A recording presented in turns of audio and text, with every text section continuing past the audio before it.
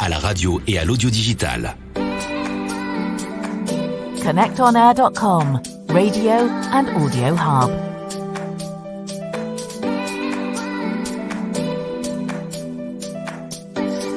Connect on Air. Connect on Air. UNESCO Remote Radio Week 2021. Get ready for a week devoted to helping radio stations broadcast remotely.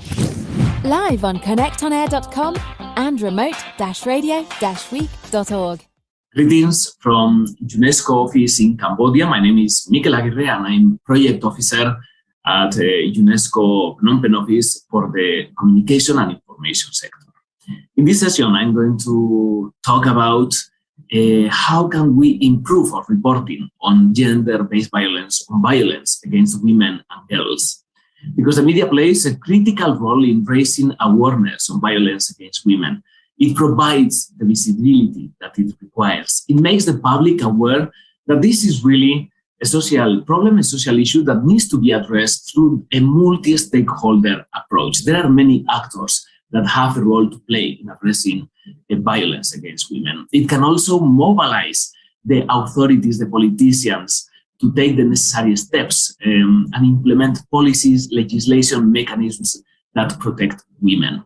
Because violence against women is not something that belongs to the family, to the household. It's not something that belongs to this private sphere. It's not a private matter. It is something that should matter to everyone.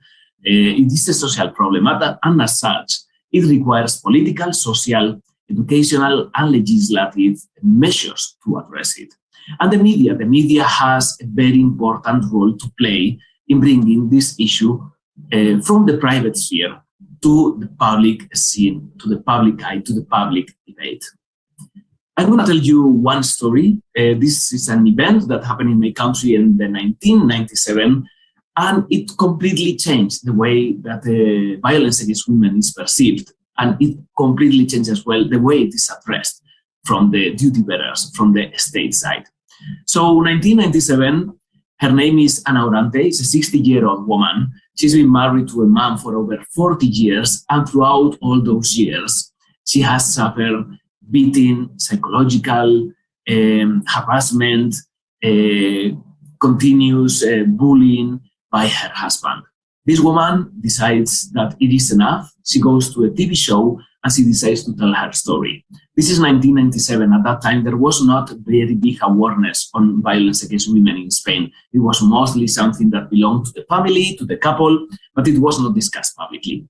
So Anna goes to the TV, she tells her story, and 2 weeks after, she gets killed by her husband. This story triggered like a whole social movement in Spain. Society was asking for justice. They were wondering why this woman suffered from this violence for so many years. Nothing happened to protect her. So the consciousness, the awareness of people completely changed after this event. And also the government decided to take measures.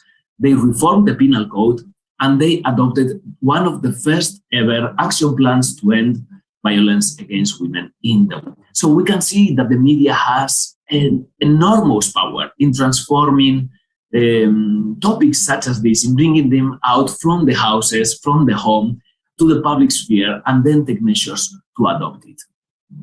And how can the media better report on this? Well, the first step is really to be able to identify when are we talking about violence against women, because violence against women is not only when the husband beats the wife. Violence against women is also cyberbullying and online harassment of women and girls. It's also the early marriages or child marriages that we see in many countries. It is also female genital mutilation.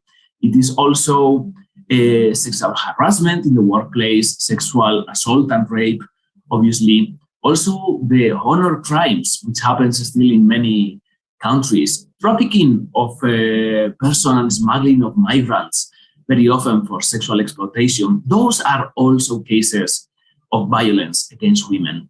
And that's the first step for us to be able to better report on it. We need to be able to identify it, because we are talking all of these cases are the same issue. And how can we report better on it?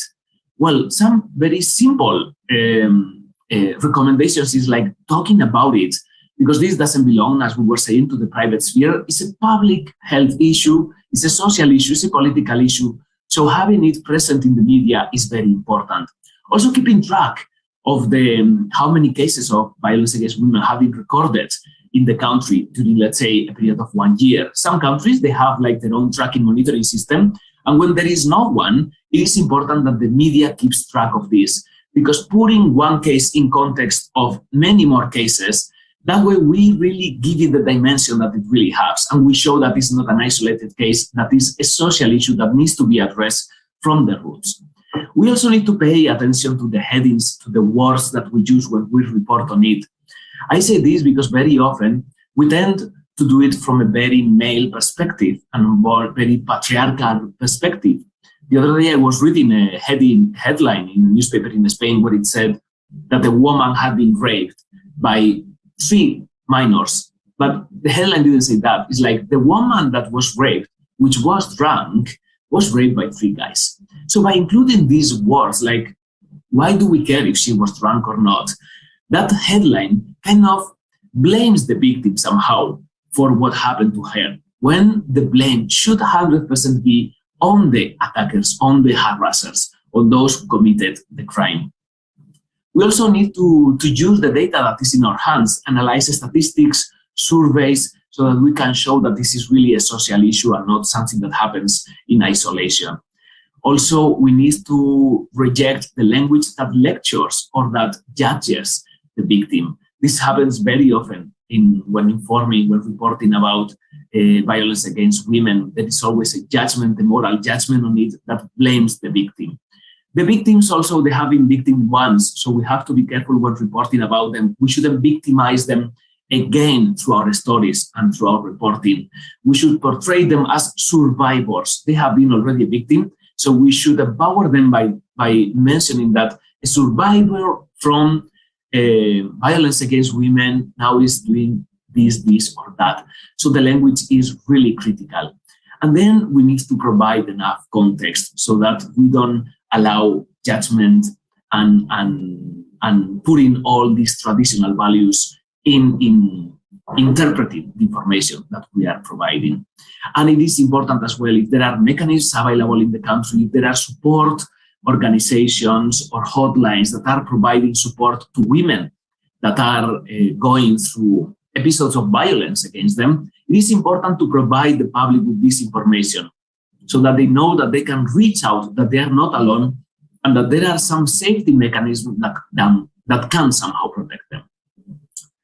And if you would like to learn more about this topic and how to better report on cases of violence against women, I will highly recommend you to download the UNESCO Manual for Journalists, Reporting on Violence Against Women and Girls, a handbook for journalists. It's available in UNESCO website, and you can download it for free. It's in English, in French, in Spanish, and in some other languages. Thank you very much. UNESCO Remote Radio Week 2021. Get ready for a week devoted to helping radio stations broadcast remotely. Live on connectonair.com and remote-radio-week.org. Connect on Air. UNESCO Remote Radio Week 2021. Live on connectonair.com